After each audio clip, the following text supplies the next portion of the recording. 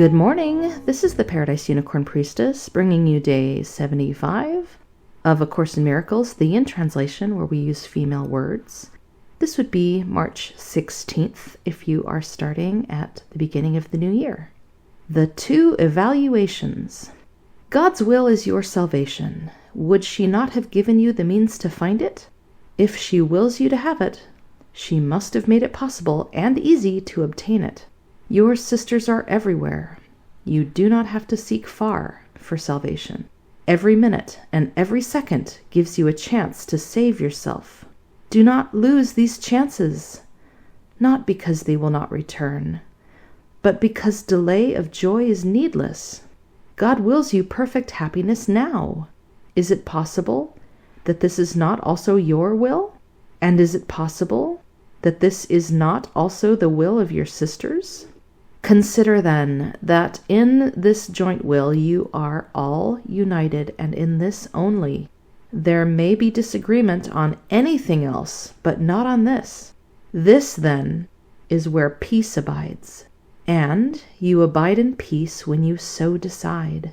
Yet you cannot abide in peace unless you accept the atonement, because the atonement is the way to peace. The reason is very simple, and so obvious that it is often overlooked. The ego is afraid of the obvious, since obviousness is the essential characteristic of reality. Yet you cannot overlook it unless you are not looking. It is perfectly obvious that if the Holy Spirit looks with love on all she perceives, she looks with love on you.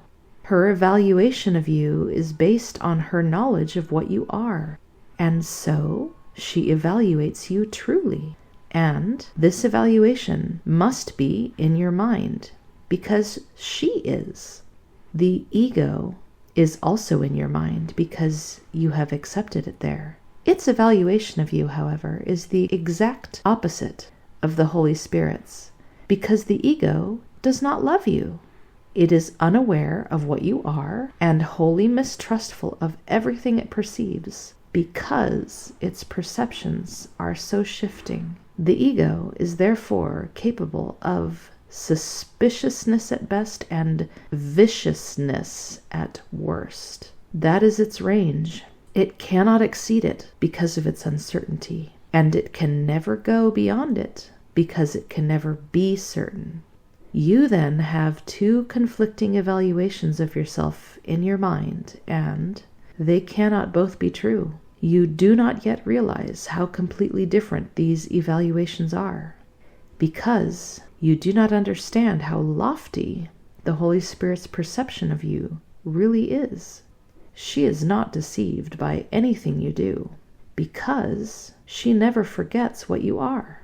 The ego is deceived by everything you do, especially when you respond to the Holy Spirit, because at such times its confusion increases. The ego is, therefore, particularly likely to attack you when you react lovingly, because it has evaluated you as unloving, and you are going against its judgment. The ego will attack your motives as soon as they become clearly out of accord with its perception of you. This is when it will shift abruptly from suspiciousness to viciousness, since its uncertainty is increased. Yet it is surely pointless to attack in return. What can this mean, except that you are agreeing with the ego's evaluation of what you are? If you choose to see yourself as unloving, you will not be happy. You are condemning yourself, and must therefore regard yourself as inadequate. Would you look to the ego to help you escape from a sense of inadequacy it has produced and must maintain for its existence? Can you escape from its evaluation of you by using its methods for keeping this picture intact? You cannot evaluate an insane belief system from within it. Its range precludes this. You can only go beyond it. Look back from a point where sanity exists and see the contrast. Only by this contrast can insanity be judged as insane. With the grandeur of God in you, you have chosen to be little and to lament your littleness. Within the system that dictates this choice, the lament is inevitable. Your littleness is taken for granted there, and you do not ask who granted it. The question is meaningless within the ego's thought system because it would open the whole thought system to question. I have said that the ego does not know what a real question is. Lack of knowledge of any kind is always associated with unwillingness to know, and this produces a total lack of knowledge simply because knowledge is total. Not to question your littleness, therefore, is to deny all knowledge and keep the ego's whole thought system intact. You cannot retain part of a thought system because it can be questioned only at its foundation, and this must be questioned from beyond it, because within it, its foundation does stand. The Holy Spirit judges against the reality of the ego's thought system merely because she knows its foundation is not true.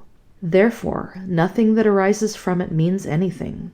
She judges every belief you hold in terms of where it comes from. If it comes from God, she knows it to be true. If it does not, she knows that it is meaningless. Whenever you question your value, say, God herself is incomplete without me. Remember this. When the ego speaks, and you will not hear it, the truth about you is so lofty that nothing unworthy of God is worthy of you. Choose then what you want in these terms, and accept nothing that you would not offer to God as wholly fitting for her. You do not want anything else. Return your part of her, and she will give you all of yourself in exchange for the return of what belongs to her and renders her complete. I was thinking of us giving ourselves the red carpet treatment. We are to treat ourselves as holy and as glorious as we would expect would be appropriate for treating God. And the reason why this is completely appropriate is because we also are to absolutely and without exception treat every other part of the creation the same way. Lesson 75. The light has come. The light has come. You are healed and you can heal. The light has come. You are saved and you can save. You are at peace, and you bring peace with you wherever you go. Darkness and turmoil and death have disappeared. The light has come. Today we celebrate the happy ending to your long dream of disaster. There are no dark dreams now. The light has come.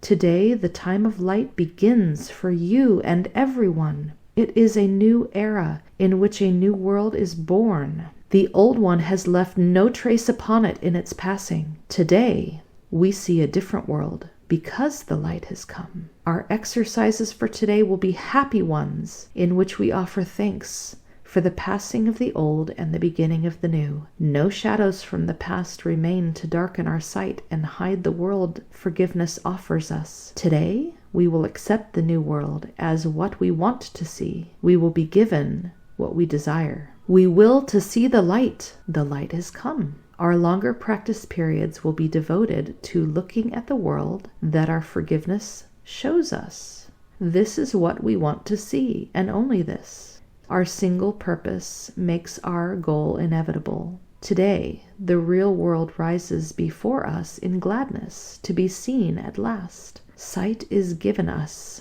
now that the light has come. We do not want to see the ego's shadow on the world today. We see the light, and in it we see heaven's reflection lie across the world. Begin the longer practice periods by telling yourself the glad tidings of your release.